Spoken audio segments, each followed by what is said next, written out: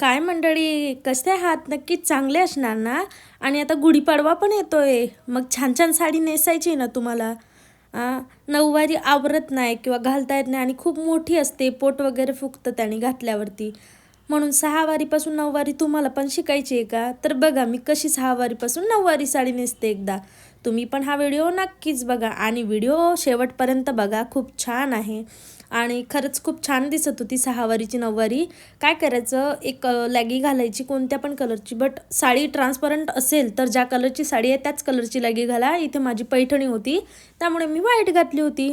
नंतर काय करायचं, साडीचे दोन भाग करायचे, बट फक्त उजव्या पायाकडचा जो भाग आहे तो किंचितच हातभर कमी ठेवायचा आणि उजव्या पायाकडचा जो भाग आहे तो हातभर जास्त घ्यायचा. म्हणजे काय होतं की आपला पदर लांब येतो आणि पायामध्ये अडकत नाही. आता मागच्या साईडला बघायला आपल्याला डोळे नाहीत ना मंडळी, तरी तुम्ही तर बघताय ना मी कसं केलं आहे. व्हिडिओ जर आवडला ना तर नक्की लाईक द्या आणि सबस्क्राईब करायला विसरू नका.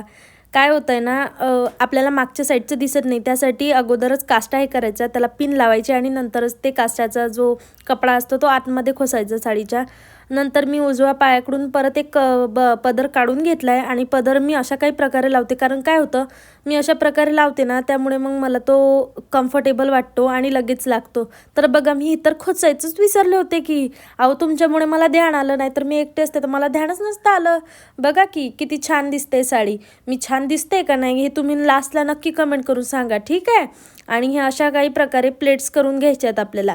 मी म्हणत नाही मी केलंय तसंच करा, प्रत्येकाची वेगवेगळी टेक्निक असते, फक्त मी तुम्हाला दाखवते. कारण जसं मला काय काय येतं तसं तुम्हालाही यायला हवं ना. आणि काही अशा मुली आहेत किंवा गृहिणी आहेत ज्यांना हे येत नाही, त्यांच्यासाठी आपण हे सगळं करतोय.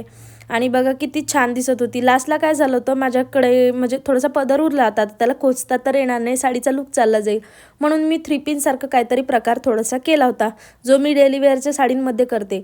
अगं बाई, तुमच्या सोबत बोलण्याच्या नादात मी पिनच नाही लावली की बघा, पिना लावून घेते एकदा. आणि नंतर मला आठवण आलं होतं की अगं बाई, आपण तर नथ घातलीच नाही आणि मराठमोळा सण आपला आणि आपण नथ नाही घातली तर कसं व्हायचं. मग मी नथ घातली आणि नंतर म्हटलं अरे देवा, नवऱ्याच्या नावाचं लायसन तर राहूनच गेलं, नवरा बघल तो हाणल की मला धरून.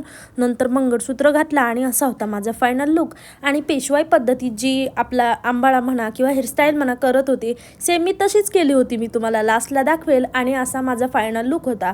जर तुम्हाला लुक आवडला असेल तर कमेंट करा आणि लाईक सबस्क्राईब करायला विसरू नका. भेटू पुन्हा नेक्स्ट ब्लॉगमध्ये. Bye bye.